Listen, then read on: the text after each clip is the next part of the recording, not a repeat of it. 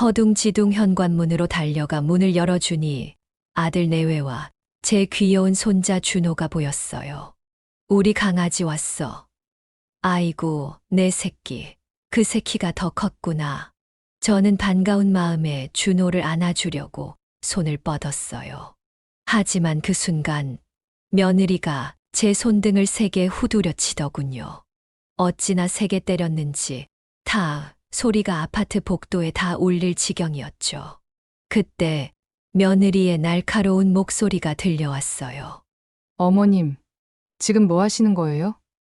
손도 안 씻으셨으면서 애를 만지려고 하시다니 정말 기가 막히네요. 아무리 옛날 분이시라지만 위생관념이 겨우 이 정도밖에 안 되세요? 며느리의 목소리는 마치 얼음장같이 차가웠어요. 저는 그런 며느리를 보며 당황해서 말을 잇지 못했죠. 그래도 다행히 제 아들이 나서서 상황을 중재해 주었어요. 여보, 당신은 무슨 그런 소리를 해. 우리 엄마는 그냥 손주 예쁘다고 그러신 거잖아. 됐으니까 얼른 짐이나 가져다가 차에 실어. 이렇게 시간 지체하다가 차 막히면 당신 책임질 거야? 나는 준호랑 차에 가 있을 테니까 5분 안에 어머님 모시고 내려와. 5분 안에 안 오면 두고 갈 거니까 알아서 해. 그렇게 말하며 며느리는 손자의 손을 잡고 휙 돌아서 떠나버렸어요.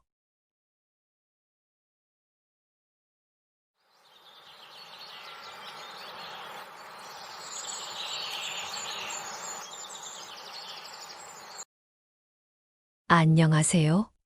저는 올해로 65살이 된 김순자라고 합니다. 최근 저에게는 아주 끔찍한 일이 있었어요. 그때 저는 꼭 지옥에 떨어진 기분이었죠. 추석을 맞이해 아들 내외와 함께 여행을 떠났을 뿐이었는데 그 짧은 시간 동안 저는 버림받았고 모욕당했으며 심지어 목숨의 위협을 받는 순간도 있었어요. 그렇게 제 가족은 산산조각이 나버렸죠. 하지만 바로 그 순간 저는 제 인생 최고의 순간도 맞이했답니다. 어떻게 그런 일이 가능했는지 궁금하시죠? 지옥 밑바닥에 다녀온 저의 이야기를 지금 바로 들려드릴게요. 생각해보면 제 인생은 단 한 번도 순탄했던 적이 없었어요. 젊었을 때는 남편 덕에 풍족하게 살았지만 그것도 잠시였죠. 제가 시집왔을 때만 해도 저희 시댁에는 서울에 건물 몇 채를 가지고 있을 정도로 넉넉한 형편이었어요. 하지만 세상에 공짜는 없다더니 그 말이 딱 맞았어요. 제 남편은 천하의 바람둥이였거든요. 젊은 시절부터 이 여자 저 여자 만나가며 어찌나 제 속을 썩이던지 아주 환장할 지경이었답니다. 그러다 결정타가 터지고 말았죠. 어느 날 밤 남편이 술에 취해 들어오더니 대뜸 이러는 거예요. 여보, 나 좀 도와줘. 내가 사고를 좀 쳤어. 알고 보니 남편이 다방 마담의 사업에 보증을 섰다가 날벼락을 맞은 거예요. 그 여자가 야반도주를 해버린 거죠. 그날 이후 저희 집은 풍비박살이 나고 말았어요. 매일같이 빚쟁이들이 찾아와 난리 부르스를 초댔죠. 저는 눈물을 머금고 남편이 친 사고를 수습하기 위해 밤낮으로 뛰어다녔어요. 겨우겨우 변호사를 선임해서 강북의 허름한 2층짜리 건물 하나를 지킬 수 있었죠. 그게 우리 가족의 마지막 보루였어요. 그때부터 제 고생이 시작됐어요. 남편은 그 일을 계기로 완전히 삶의 의욕을 잃어버렸고 술에만 빠져 살더니 결국 간경화로 세상을 떠나고 말았어요. 혼자 남겨진 저는 강북의 그 허름한 건물로 생계를 이어갔어요. 세입자들 뒷바라지하랴, 건물 관리하랴. 정말이지 정신없는 나날이었답니다. 그나마 다행인 것은 제가 아들 하나는 기똥차게 키웠다는 것이었어요. 착하고 똑똑한 제 아들은 늘 저의 자랑이었죠. 서울대를 졸업한 제 아들은 대기업에도 턱하니 합격을 했어요. 돈도 잘 벌고 잘생긴 제 아들에게는 훌륭한 며느리감들이 줄을 섰죠. 그 중에서 제 마음에 쏙 드는 여자애를 골라 결혼까지 시켰어요. 제 며느리는 착하고 예의 바른 아이였어요. 그동안 제가 고생한 걸 아는지 항상 저를 친어머니처럼 대해주고 밝은 미소로 집안일을 도와줬죠. 그때까지만 해도 저는 드디어 고생 끝에 낙이 왔구나 싶었죠. 그런데 세상 일이란 게 참 뜻대로 되지 않더군요. 어느 날 아들이 생각지도 못한 폭탄 선언을 하는 게 아니겠어요? 엄마, 나 회사 그만두고 사업할 거예요. 제 가게를 내고 싶어요. 그 순간 저는 제 귀를 의심했어요. 안정적인 직장을 버리고 사업이라니요? 아니, 그 좋은 직장을 두고 사업은 무슨 사업이야? 쓸데없는 소리 하지 말고 회사나 얌전히 다녀. 저는 아들의 말을 단칼에 끊어버렸지만 아들은 고집불통이었어요. 결국 저는 아들의 고집을 꺾지 못하고 건물 1층에 부대찌개 가게를 내줬죠. 처음엔 정말 걱정이 태산 같았어요. 하지만 뜻밖에도 장사가 잘 되더라고요. 엄마, 보세요. 이번 달 매출이 지난달보다 30%나 늘었어요. 나 진짜 사업에 소질이 있는 것 같아. 아들이 좋아하는 모습을 보니 저도 모르게 흐뭇해지더군요. 이대로만 가면 다 잘 될 것만 같았죠. 하지만 어느 날 갑자기 전염병 터지며 상황이 달라지기 시작했어요. 사회적 거리두기가 시행되며 아들의 가게에는 손님들이 뚝 끊겼고 결국 매출은 반토막이 나고 말았죠. 그 무렵 며느리의 태도가 급격히 변하기 시작했어요. 저와 아들을 대하는 말투도 차갑고 눈빛도 날카로워졌죠. 저는 며느리가 갑자기 왜 저러는지 의아했어요. 혹시 정우가 전처럼 돈을 못 벌어서 그러나 하는 생각에 마음이 무거워지기도 했죠. 그래도 추석이 다가오자 아들 부부가 함께 여행을 가자고 제안하더군요. 그 순간만큼은 정말 행복했죠. 드디어 우리 가족이 예전처럼 돌아갈 수 있겠구나 하는 생각이 들었거든요. 그때의 저는 몰랐어요. 이 여행이 제 인생을 완전히 뒤바꿔 놓을 거라는 걸요. 지옥의 문이 열리려 한다는 것도 모른 채 저는 순진하게 여행 가방을 쌌답니다. 마침내 여행을 떠나기로 한 아침, 저는 설레는 마음을 감추지 못한 채 여행 가방을 싸고 있었어요. 필요한 것들은 대충 다 챙겼고, 가만히 있자. 옷은 뭘 입고 가면 좋으려나? 그렇게 혼잣말을 중얼거리며 옷장 앞에 있는데, 갑자기 현관벨이 요란하게 울리더군요. 깜짝 놀라 시계를 보니 아들 내외가 약속 시간보다 30분이나 일찍 온 거예요. 허둥지둥 현관문으로 달려가 문을 열어주니 아들 내외와 제 귀여운 손자 준호가 보였어요. 우리 강아지 왔어. 아이고, 내 새끼. 그 새끼가 더 컸구나. 저는 반가운 마음에 준호를 안아주려고 손을 뻗었어요.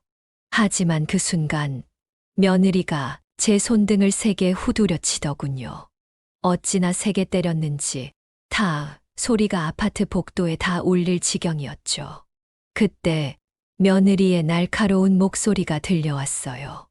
어머님, 지금 뭐 하시는 거예요?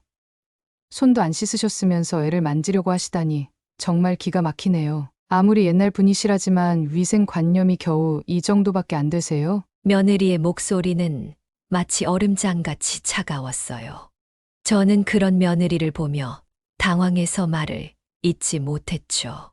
그래도 다행히 제 아들이 나서서 상황을 중재해 주었어요. 여보, 당신은 무슨 그런 소리를 해.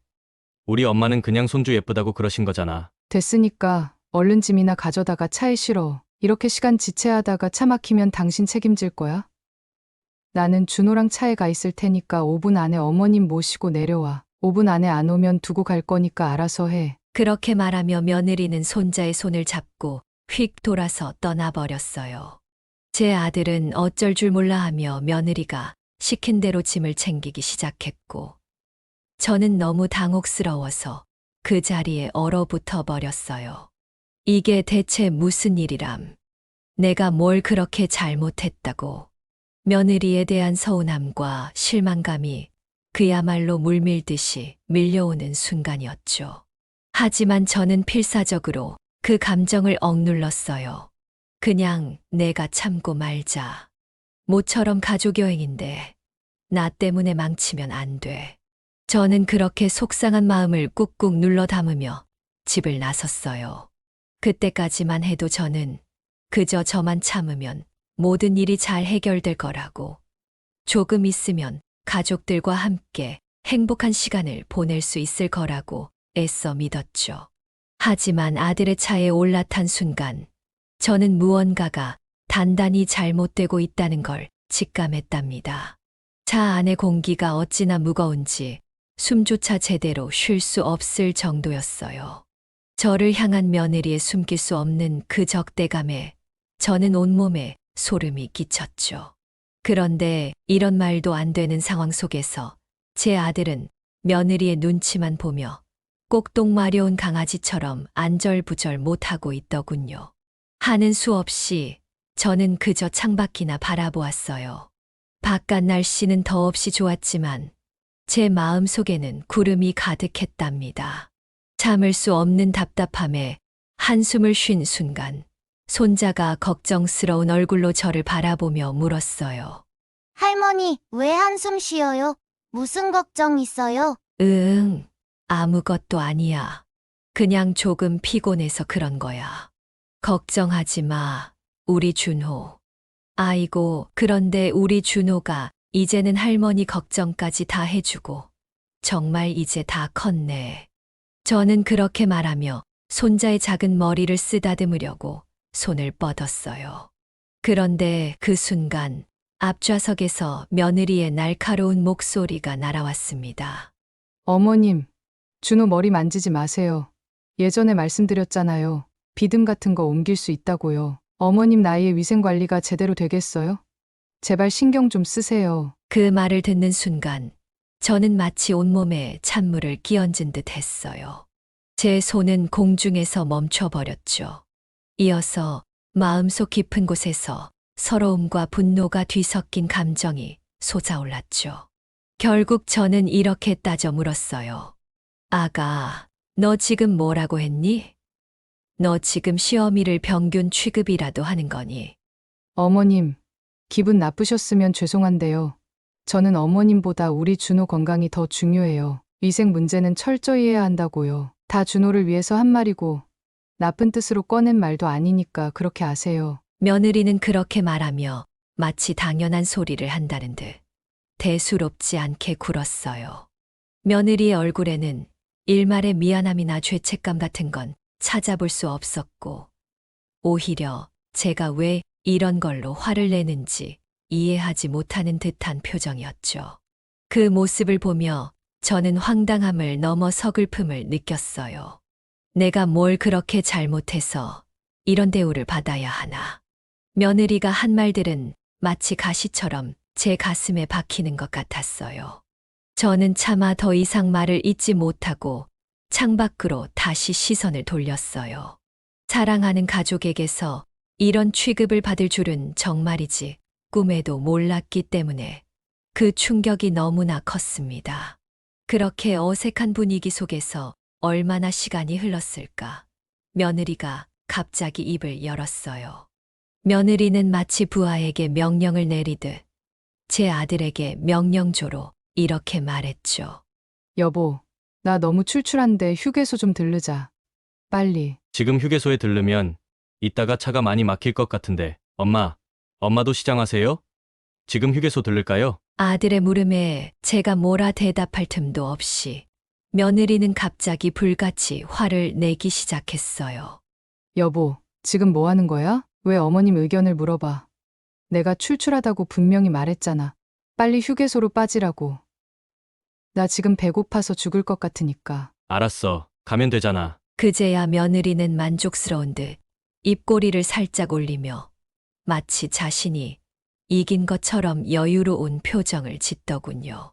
저는 그런 며느리의 태도를 보며 정말 어처구니가 없었어요. 우리 집이 무슨 콩가루 집안도 아니고 가족 안에 어떻게 이런 일이 있을 수 있나 싶어 머리가 어지러울 지경이었죠. 그때 차가 서서히 속도를 줄이기 시작했고 곧이어 저희는 휴게소에 도착했죠. 그런데 며느리가 또 황당한 일을 벌이기 시작했어요. 글쎄, 방금 전까지만 해도 배가 고파 죽겠다며 난리를 쳐놓고는 갑자기 화장실에 가겠다며 혼자 쌩하니 가버리는 게 아니겠어요? 그러자 제 아들이 며느리에게 전화를 걸어 따지기 시작했죠. 당신 아까까지만 해도 배고프다고 난리더니 지금 뭐 하는 거야? 지금 가족들 다 여기 세워두고 어쩌자는 거냐고. 그러자 며느리의 뻔뻔한 답이 돌아왔어요. 내가 밥을 먹든 화장실을 가든 그건 내 마음이지. 당신이 뭔데 간섭이야? 아니, 그게 아니라 그냥 다 같이 밥부터 먹고 화장실은 이따가 천천히 다녀오면 되잖아. 우리 지금 다 같이 움직이고 있으니까 당신도 좀 맞춰주면 안 돼? 아, 답답해. 당신이 애야? 나 없으면 밥도 못 먹게? 나도 내 시간 좀 가질게. 귀찮게 좀 하지 마. 며느리는 그 말을 끝으로 전화를 끊어버렸고 제 아들은 멍한 표정으로 한참을 서 있다가 결국 아무 말 없이 전화를 주머니에 넣고는 저에게 다가왔죠. 엄마, 우선 우리끼리 식당에 가서 욕이라도 해요. 그렇게 말하는 아들의 얼굴에는 짙은 피로감이 묻어났어요. 아무래도 요즘 돈벌이가 안 되다 보니 며느리에게 구박을 받고 있는 것 같은데 그런 아들에게 차마 뭐라고 할 수도 없고 결국 저는 그저 잠자코 아들의 뒤를 따라 식당으로 발걸음을 옮겼답니다. 휴게소 식당 안에서는 다양한 음식들이 판매되고 있더군요. 저는 우선 손자를 바라보며 물었어요. 준호야, 우리 뭐 먹을까? 먹고 싶은 거 있으면 뭐든 말해. 할머니가 다 사줄게. 나는 떡볶이랑 튀김이요. 나는 세상에서 떡볶이가 제일 좋아. 그래, 우리 준호가 떡볶이를 좋아하는구나. 좋아. 그럼 오늘 점심은 떡볶이로 맛있게 먹자. 잠시 후 떡볶이와 튀김이 눈앞에 놓이자 손자는 눈을 반짝이며 포크를 들었죠. 그리고는 행복한 표정으로 떡볶이를 먹기 시작했어요. 할머니, 이거 진짜 맛있어요. 아, 나 맨날 떡볶이만 먹고 살고 싶다. 손자의 그 해맑은 얼굴을 보고 있자니 저는 무거운 마음이 조금은 가벼워지는 것 같았어요. 비록 오늘 하루는 시작부터 꼬여버렸지만 이렇게 손자가 웃을 수 있다면 그걸로 다 된 거라는 생각이 들었죠. 그렇게 가족끼리 행복을 만끽하고 있었는데 갑자기 며느리의 날카로운 목소리가 들려왔습니다. 어머님, 지금 뭐 하시는 거예요? 설마 지금 우리 준호한테 떡볶이를 먹이신 거예요? 며느리는 화가 잔뜩 난 표정으로 성큼성큼 다가오더니 제 앞에 서서 호통을 치기 시작했습니다. 며느리의 얼굴은 분노로 일그러져 있었고 저는 왜 그러냐고, 대체 뭐가 문제냐고 물었어요. 할머니가 손자에게 떡볶이 하나 먹인 게 뭐 그렇게 큰일이라고 이 난리를 피우는지 저는 도통 이해할 수 없었거든요. 그런데 며느리는 더욱더 흥분하며 이렇게 소리쳤습니다. 저는 준호한테 이런 음식 먹이지 않아요. 대체 무슨 생각으로 우리 아이한테 이런 걸 먹이시는 거예요? 아니, 떡볶이가 뭐 어떻다고 그러니? 다른 애들도 다 먹는 그냥 평범한 간식인데. 대체 너 아까부터 왜 그렇게 예민하게 구는 거니? 그때 며느리의 얼굴이 순간 일그러지더니 이렇게 말하더군요. 제가 왜 이러냐고요? 정말 모르시겠어요. 제가 며느리의 목소리가 떨리기 시작했고 눈에는 눈물이 고이는 것 같았어요. 마치 뭔가 큰 비밀을 털어놓으려다 말기를 반복하는 것 같았죠. 그 순간 제 아들이 불안한 표정을 지으며 며느리를 바라보았고 둘 사이에 이상한 긴장감이 감돌았죠. 결국 며느리는 아무 말도 하지 않았어요. 아니에요. 그냥 제가 좀 예민해져서 그래요. 죄송해요. 며느리는 그 말을 끝으로 밖으로 나가버렸고 그렇게 저희는 어색한 분위기 속에서 차로 돌아갔어요. 차에 탄 후 저는 아들 부부의 행동을 유심히 관찰했어요. 분명 둘 사이에 뭔가 문제가 있는 것 같은데 둘 다 말을 하지 않으니 답답할 노릇이었죠. 그런데 어쩐지 아들의 행동이 수상하더군요. 운전 중에도 자꾸 휴대폰을 확인하려 하고 신경질적으로 문자 메시지를 보내는 모습이 보였죠. 정우야, 운전할 때 휴대폰 보면 위험해. 아, 네, 죄송해요. 아들은 그렇게 대답하면서도 금세 또 휴대폰을 만지작거리더군요. 며느리는 그런 아들을 노려보며 한숨을 쉬었고요. 도대체 우리 가족에게 무슨 일이 일어나고 있는 것인지 저는 알 수 없는 불길함을 느꼈답니다. 휴게소를 빠져나와 조금 더 차를 달린 뒤 마침내 저희는 가평에 있는 한 펜션에 도착했어요.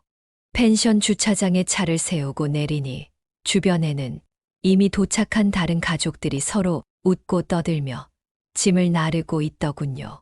하지만 그들과 달리 제 가족 사이에는 차가운 침묵만이 맴돌았죠. 며느리의 얼굴은 여전히 싸늘했고 아들은 어색하게 미소를 지으며 자꾸만 며느리의 눈치를 살폈죠. 제 손자는 그저 조용히 저희를 따라다닐 뿐이었고요. 그렇게 무거운 마음으로 펜션 안으로 들어가는데 갑자기 며느리가 제게 냉랭한 목소리로 말을 걸어왔어요. 오늘은 제가 준호 데리고 잘 테니까 어머님은 그냥 애비나 챙겨주세요. 아니, 그게 무슨 소리니? 원래 여행 오면 준호는 내가 챙겨서 재웠잖아. 갑자기 왜 그래? 어머님, 저 지금 엄청 피곤해서 빨리 자고 싶어요. 그냥 더 묻지 마시고 들어가 주무세요. 며느리는 그 말을 마치기가 무섭게 손자를 데리고 방으로 들어가 버렸고, 이어서 방문이 쾅 하고 큰 소리를 내며 닫혔죠.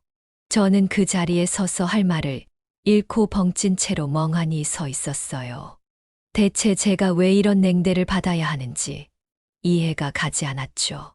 저는 그저 내일은 제발 조금 더 나은 하루가 되기를 바랄 수밖에 없었답니다. 그렇게 싸늘한 분위기 속에서 하루가 지나갔고 다음 날 아침이 밝아왔어요. 저는 침대에 누운 채 천장을 바라보며 그래도 이왕 여기까지 왔는데 어떻게든 분위기를 바꿔서 다 같이 즐겁게 지내다 가야지라고 마음을 다잡았죠. 우선 저는 용기를 내서 방에서 가족들에게 다가갔어요. 얘들아, 내가 알아보니까 여기 근처에 좋은 수목원이 있더라. 거기서 다 같이 산책하면 기분 전환도 되고 좋지 않을까. 어머님도 참, 하여튼 시키지도 않았는데 쓸데없이 일을 만드는데 뭐 있으시다니까요. 휴, 그래도 뭐 딱히 할 것도 없는데 수목원 정도는 가봐도 될 것 같네요. 비록 며느리의 목소리에는 여전히 냉기가 가득했지만 그래도 반대는 하지 않았다는 것에 저는 안도의 한숨을 내쉬었어요. 아들 역시 어색한 미소를 지으며 고개를 끄덕였죠. 그래도 다 같이 나가보자는 말에는 모두 동의했으니 어쩌면 오늘은 분위기가 조금 나아질지도 모르겠어. 저는 그렇게 스스로를 위로하며 서둘러 준비를 하기 시작했어요. 우리 가족이 예전처럼 화목하고 즐거운 시간을 보낼 수 있기를 기대하며 말이죠. 하지만 막상 수목원에 도착하자 저희 그런 기대는 물거품이 되고 말았어요.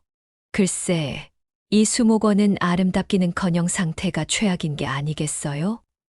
며칠 전 내린 큰 비 때문인지 산책로 곳곳에는 흙탕물이 고여 있어서 발을 디딜 때마다 신발이 지늘게 푹푹 빠졌고 습한 날씨 탓인지 날벌레들이 떼지어 날아다니고 있었죠.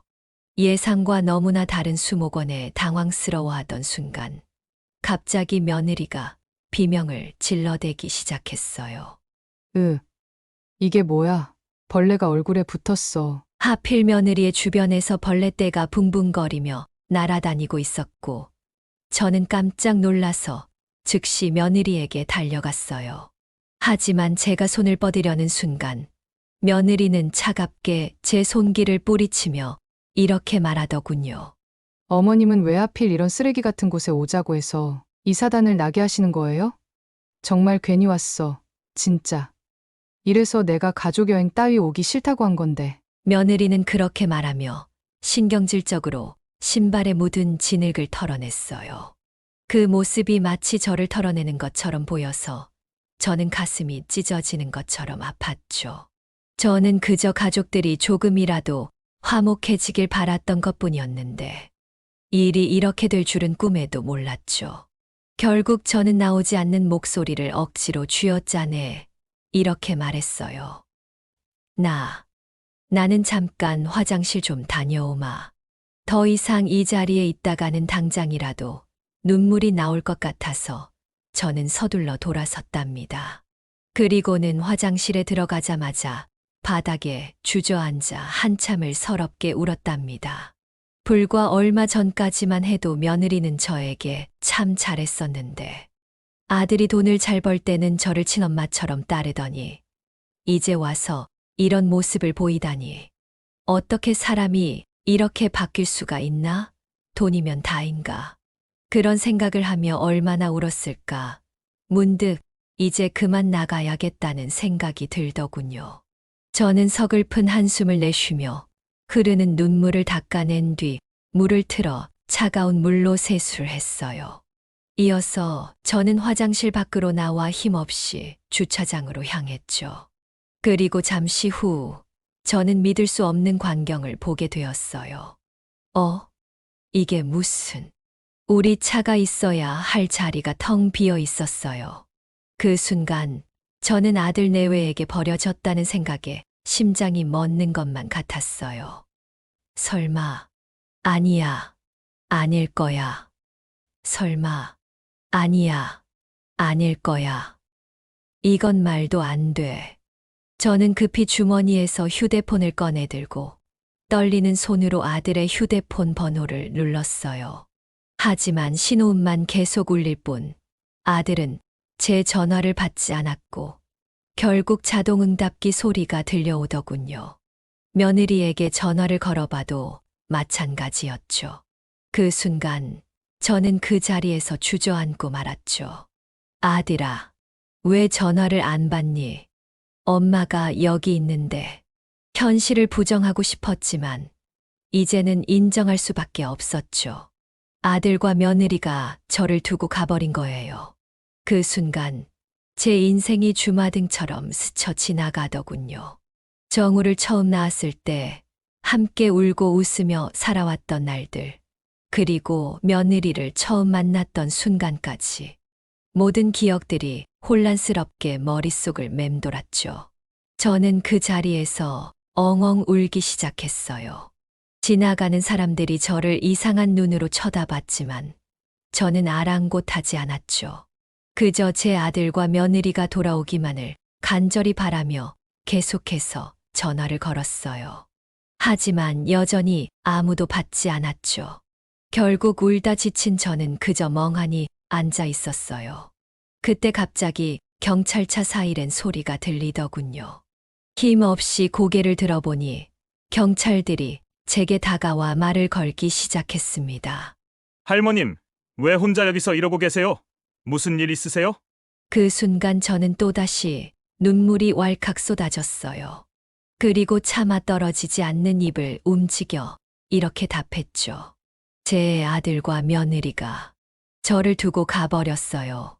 경찰들은 제 말을 듣고는 차마 믿기지 않는다는 듯 경악한 얼굴로 저를 바라보았죠.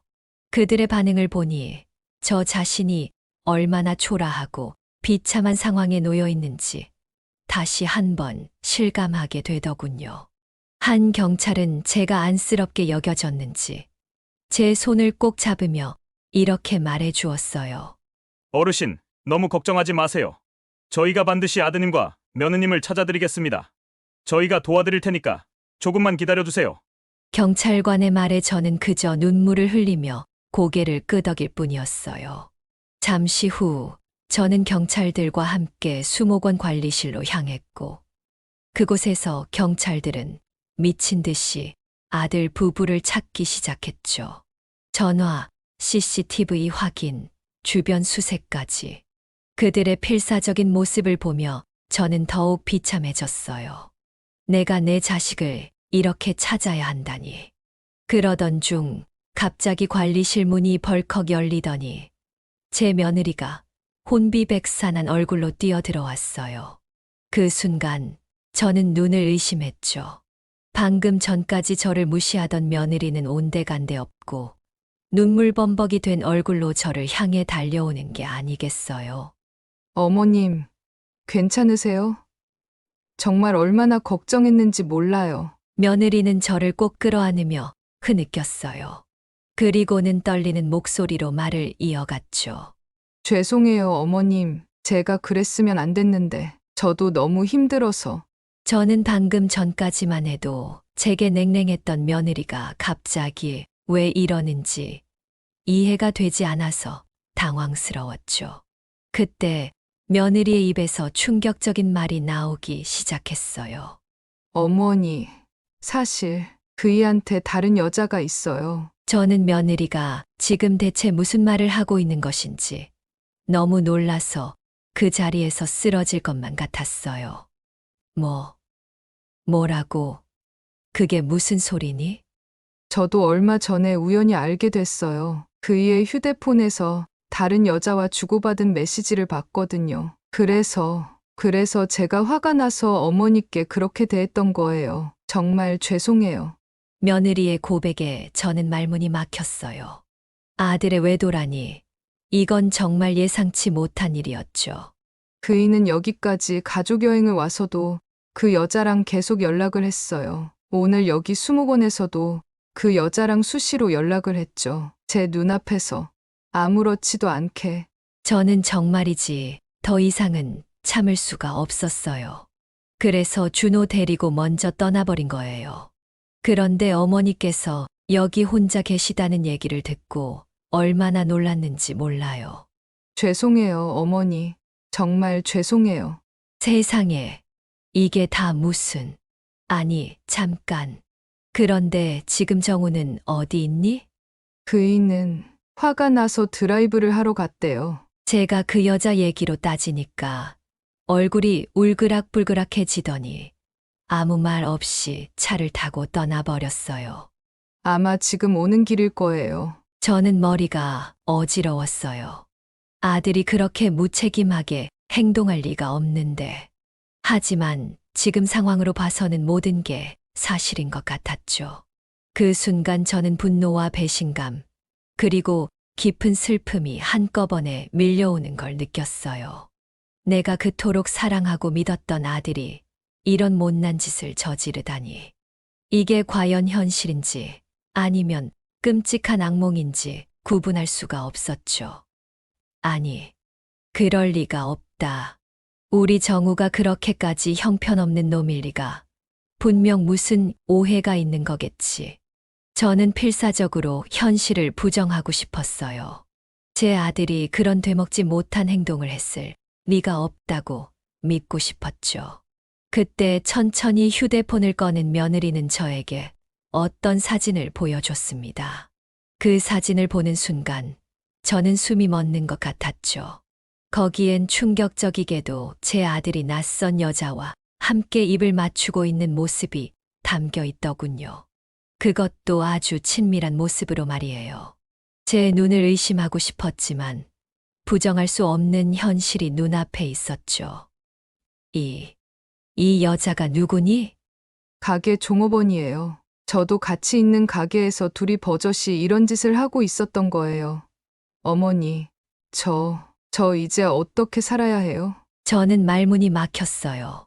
이 상황에 제가 뭘 어떻게 해야 할지 전혀 알 수가 없었죠. 그때 갑자기 관리실 문이 열리며 아들이 들어왔어요. 그런데 이 순간에도 아들의 손에는 그 망할 휴대폰이 들려 있더군요. 그 순간 제 안의 분노가 치솟았어요. 저도 모르게 정우에게 달려들어 그의 휴대폰을 확 빼앗아 들었죠. 엄마, 왜 이러세요? 갑자기 무슨. 아들의 당황한 목소리가 들렸지만 제 귀에는 들어오지 않았어요. 저는 미친 듯이 휴대폰을 뒤지기 시작했어요. 손가락이 떨려 몇 번이나 실수를 했지만 개의치 않고 계속해서 화면을 넘겼죠. 아, 엄마! 왜 이러시는 건데요? 제발 그만하세요, 엄마! 아들의 목소리가 점점 더 다급해졌어요. 하지만 저는 멈출 수 없었죠. 제 손가락은 계속해서 화면을 넘겼고 바로 그때 제 눈에 끔찍한 메시지가 들어왔어요. 오빠, 어젯밤 정말 좋았어. 다음에는 또 언제 보지? 자기야, 오늘 밤에 시간 되면 우리 호텔에서 만날까? 불륜녀와 주고받은 수많은 메시지들. 그 뻔뻔한 내용들을 보며 저는 눈앞이 캄캄해졌어요. 순간 이번 여행에서 겪은 이상한 일들이 제 머리를 스치고 지나가더군요. 어째서인지 주눅이 든 채로 며느리의 눈치만 살펴대던 아들과 전에 없이 무례하게 굴던 며느리의 언행들까지. 그제서야 저는 모든 것을 이해할 수 있었죠. 분노로 눈이 뒤집힌 저는 결국 아들의 뺨을 세게 때렸어요. 그와 동시에 아들의 얼굴은 옆으로 휙 돌아가 버렸죠. 너, 내가 사람 새끼야. 내 아내와 아들을 버젓이 두고 어떻게 그런 쓰레기 같은 짓을 할 수 있니? 아들의 얼굴은 순식간에 창백해지더니 눈동자와 입술까지도 파르르 떨리기 시작하더군요.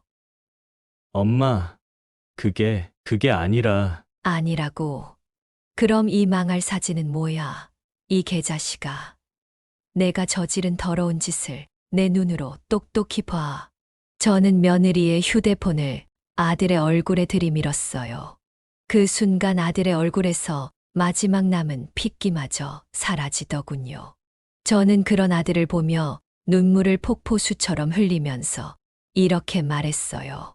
내가 어떻게 그런 짓을 할 수 있어? 내 아버지가 그 망할 바람기 때문에 평생 엄마 가슴에 대못을 박은 것을 누구보다 잘 알면서 하필이면 내가 그 버릇을 똑같이 닳느냔 말이야. 내가. 그러고도 사람이야. 내가 저지른 짓이 우리 가족을 어떻게 망쳤는지 알기나 해. 내 처자식은 뭔 죄야. 엄마, 딱 한 번 실수였어요. 와이프한테도 충분히 사과했고, 이제 새 사람이 되려고 이렇게 가족여행도 온 거라고요. 당신이 뭐라고 말 좀 해봐. 아들의 말에 며느리는 콧방귀를 뀌며 이렇게 답하더군요. 실수! 그걸 어떻게 감히 실수라고 부를 수 있어? 당신이 저지른 짓은 절대 단순한 실수가 아니야. 당신은 우리 가족의 신뢰를 무너뜨렸어. 나랑 우리 아들에게 평생 지울 수 없는 상처를 줬다고. 그리고 당신 아직도 그 여자한테 미쳐 있는 거 내가 모를 줄 알아. 여행 오는 길에도 당신 계속 그 여자랑 연락해댔잖아. 아들을 바라보는 며느리의 눈동자에는 이제 실망과 혐오만이 가득했죠. 그런데도 제 아들은 아직도 정신 못 차리고 헛소리를 해댔어요. 당신 정말로 이럴 거야? 어머니도 계신데 좀 진정 좀 해. 별일 아닌 걸로 이렇게까지 할 필요는 없잖아. 아들의 이 말을 듣는 순간 이성이 완전히 끊어지는 것을 느꼈어요. 그 무책임하고 뻔뻔한 태도에 더 이상 아무런 자비를 베풀 수 없었죠. 결국 저는 아들의 손을 잡아 거칠게 문 쪽으로 밀쳐내며 문을 열어 젖혔습니다. 너 같은 놈은 이제 내 아들도 아니야. 당장 내 눈앞에서 사라져. 엄마까지 왜 이러세요? 꼭 이러셔야겠어요. 진짜 너무 오버하시는 거 아니에요? 오버, 오냐, 이 썩을 놈아. 내가 진짜 오버가 뭔지 보여주마. 서울 가면 당장 건물에서 내 가게도 빼버릴 거니까 그렇게 알아. 엄마, 그건 안 돼요. 그 가게는 제 전부인 거 잘 아시잖아요. 알게 뭐야. 꼴도 보기 싫으니까 당장 나가. 그렇게 소리를 지르는 순간 머릿속이 갑자기 울리는 듯한 두통이 밀려왔고 눈앞이 아찔해지며 휘청거렸습니다. 그 순간 경찰들이 재빠르게 끼어들어 아들을 붙잡고는 밖으로 끌어내기 시작했습니다. 아드님, 마음은 알겠는데 우선은 자리를 비키시죠. 지금은 이래봤자 해결될 것도 없어요. 하지만 아들은 계속 고집을 부리며 발악을 했어요. 아, 이것 좀 놔요. 엄마, 제발 생각 좀 해봐요. 그렇게 마음대로 가게를 빼시면 앞으로 전 어떻게 하란 말이에요? 그렇게 소리치며 아들은 끝까지 몸부림쳤지만 결국 경찰들에 의해 끌려 나갔습니다. 문이 쾅 닫히고 나서야 관리실 안에는 고요가 찾아왔죠. 그 순간 저는 깊게 한숨을 내쉬며 자리에 털썩 앉았지만 마음속의 혼란스러움은 여전히 가라앉지 않았어요. 며느리는 고개를 떨군 채 아무 말 없이 서 있었고 저는 차마 무슨 말을 해야 할지 몰라 그저 멍하니 넋을 놓은 상태로 있었죠. 서로에게 할 말은 많았을 텐데 너무 많은 감정들이 얽혀 있어 어디서부터 시작해야 할지 막막할 뿐이었어요. 이 상황을 어떻게든 바로잡아야 했는데 나는 어디서부터 실타래를 풀어야 할지 알 수 없었죠. 그렇게 얼마나 시간이 흘렀을까? 며느리가 천천히 입을 열었습니다. 어머님, 저 정말 너무 힘들어요. 제가 바랐던 건 단지 우리 세 가족 행복하게 사는 것 뿐이었는데, 제가 그이한테 뭘 잘못했던 걸까요? 저는 며느리를 안아주며 말했습니다. 그런 생각 말거라. 내가 잘못한 것은 아무것도 없어. 저 못난 놈 때문에 그동안 많이 힘들었지? 내가 대신해서 사과하마. 정말 미안하다. 아니에요, 어머님. 저도 잘한 것 없는 거려. 잘못한 건 그인데, 괜히 어머님께 화풀이나 하고, 정말 죄송해요. 저 앞으로 어머님께 정말 잘할게요. 그렇게 저는 며느리와 새로운 삶을 시작했습니다. 그날 가평의 수목원에서 모든 것이 무너졌다 생각했지만 이제와 돌이켜 생각해보면 오히려 그 순간이 전화위복이 되어 저희가 서로에게 진정한 가족이 되는 계기가 된 것 같아요. 반면에 제 아들에게는 지옥 같은 시간이 펼쳐지기 시작했죠. 저는 예고했던 대로 제 건물에서 아들을 쫓아냈고 며느리 역시 집에서 제 아들을 쫓아냈거든요. 그때까지만 해도 아들은 설마 어머니가 친아들인 나한테 진짜로 해코지를 할까? 에이, 말로만 그런 거겠지라고 생각하며 방심하고 있었을 거예요. 하지만 그 믿음은 곧 산산조각 나고 말았죠. 저는 한 번 한다면 하는 사람이니까요. 며칠 뒤 저는 이삿짐 센터를 대동하고 아들의 가게에 들이닥쳤고 아들은 그제서야 상황의 심각성을 깨닫고 기겁하기 시작했죠. 엄마, 이게 다 뭐예요? 진짜로 저를 가게에서 내쫓으려고 하시는 거예요. 당연하지. 그럼 내가 장난치는 줄 알았니? 아들은 그 순간 비로소 자신이 저지른 잘못이 얼마나 큰지, 얼마나 돌이킬 수 없는 지경까지 왔는지 깨달은 것 같았어요. 그러던 와중 문제의 불륜녀도 그 광경을 목격하게 되었죠. 이삿짐 센터 직원들이 가게를 정리하는 모습을 보며 처음엔 당황한 듯 서 있던 그 불효씨는 이내 짜증스러운 표정을 지으며 이렇게 말했습니다. 뭐야? 오빠 이제 거지야? 짜증나게 이게 뭐야 진짜? 잠깐만. 이건 다 오해야. 곧 다 잘 해결될 거야. 오빠 믿지? 응? 웃기지 마. 돈도 없는 오빠를 내가 왜 만나? 나 갈 테니까 알아서 잘 살아. 그렇게 불효씨는 미련 없이 떠났습니다. 상황이 이렇게 돌아가자 아들은 그제서야 제정신을 차리기 시작했죠. 그 후 어느 날 꼭두 새벽부터 아들이 제게 찾아와 무릎을 꿇고 눈물을 흘리며 용서를 구했어요. 잘못했어요. 제발 용서해 주세요. 엄마가 말한 대로 제가 다 잘못했어요. 이젠 알 것 같아요. 제가 어떻게 가족을 배신하고 어떻게 어리석게 살아왔는지. 그러니까 제발 다시 시작할 수 있게 도와주세요. 네. 저는 그 모습을 지켜보며 마음이 아프긴 했지만 아들을 다시 받아들이고 싶지는 않았어요. 그러기엔 아들이 너무 괘씸했으니까요. 정우야, 내가 이렇게 나를 찾아와 빌면 내가 너를 용서해 줄 것 같아. 넌 이미 너무 늦었어. 내가 이런다고 해서 아무것도 달라질 것은 없으니 그만 돌아가. 그러자 아들은 절망에 빠진 표정으로 주저앉아 울기 시작했어요. 눈물과 콧물이 뒤섞인 그 얼굴은 한없이 비참해 보였지만 저는 이미 마음을 굳힌 상태였죠. 하지만 아들은 끈질기게 제게 매달렸어요. 아들에게는 제가 마지막 동아줄이나 마찬가지였을 테니까요. 어머니, 정 그러시면 가게라도 돌려주세요. 그 가게가 없으면 전 죽은 거나 다름없어요. 엄마도 잘 아시잖아요. 미안하지만 그 가게는 이제 내 것이 아니야. 네? 그게 무슨 말씀이세요? 가게가 제 것이 아니라니요? 내 가게는 앞으로 새아기가 맡아서 운영할 거야. 그러니까 넌 더 이상 그곳에 발도 들일 생각하지 마라. 그 순간 아들은 갑자기 표정이 달라지더니 두 눈에 핏발이 선 채로 저를 노려보더군요. 지금 그게 말이 돼요. 핏줄보다 남을 먼저 챙기는 게 어디 있어요? 저는 어머니 아들이잖아요. 아무리 잘못했어도 가족을 이렇게 버리는 건 너무한 거 아니에요? 핏줄, 가족, 어이가 없구나. 난 이미 내가 아들인 걸 포기했어.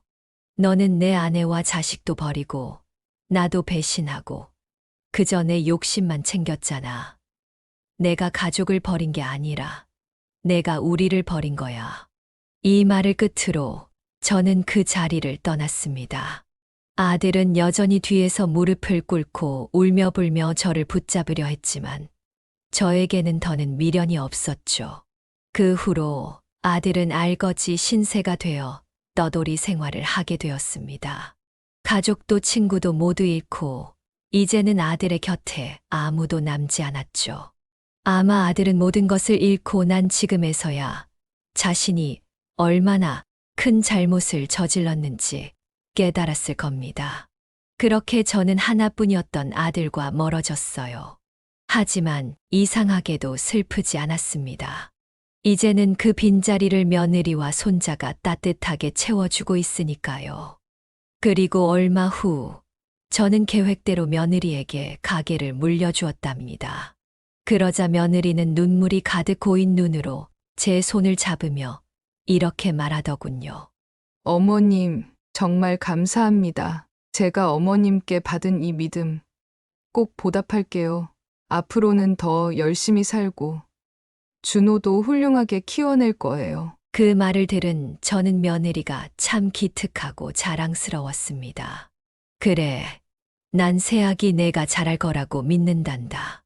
어머님, 정말 감사해요. 어머님이 저를 이렇게 믿어주시니 정말 큰 힘이 돼요. 준호도 저도 어머님을 위해 그리고 저희 가족을 위해 정말 최선을 다할게요. 그렇게 저희는 서로의 손을 꼭 잡고 새로운 시작을 향해 함께 나아가기로 다짐했어요.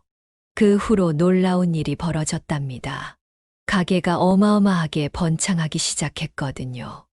매일 아침마다 가게 문을 열 때부터 손님들이 줄을 서기 시작하더니 급기야 지역 방송사에서 요리 프로그램 촬영을 오기까지 했어요. 그렇게 가게는 전국적으로 이름을 알리게 되었고 방송이 나간 후로는 손님들이 더더욱 몰려들었답니다. 그 후로 며느리는 아주 많이 밝아졌어요. 그동안 마음고생이 많았던 탓에 늘 얼굴에 그늘이 있었지만 이제는 웃음소리가 끊이지 않았죠. 심지어 우리 손자 준호도 환하게 웃기 시작했어요. 그 모습을 보고 있자면 하늘이 우리 며느리에게 복을 주고 있다는 생각이 들어요. 어렵고 힘든 시간을 잘 이겨낸 우리 가족에게 이렇게 큰 선물이 주어졌다는 게 너무나도 감사했답니다. 문제는 제 아들이에요.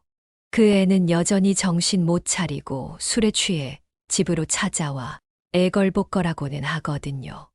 눈물이 그렁그렁한 채로 한 번만 용서해달라며 무릎을 꿇고 매달리는데 솔직히 이제는 그런 아들이 한심스럽게만 보여요. 이런 걸 보면 결국 세상 이치는 참 공평한 것 같아요. 착하게 살면 그에 맞는 복을 받고 나쁜 행동을 한 사람은 언젠가 그 대가를 치르기 마련이니까요. 혹시 여러분도 지금 저처럼 힘든 시간을 겪고 계시다면 꼭 기억하세요.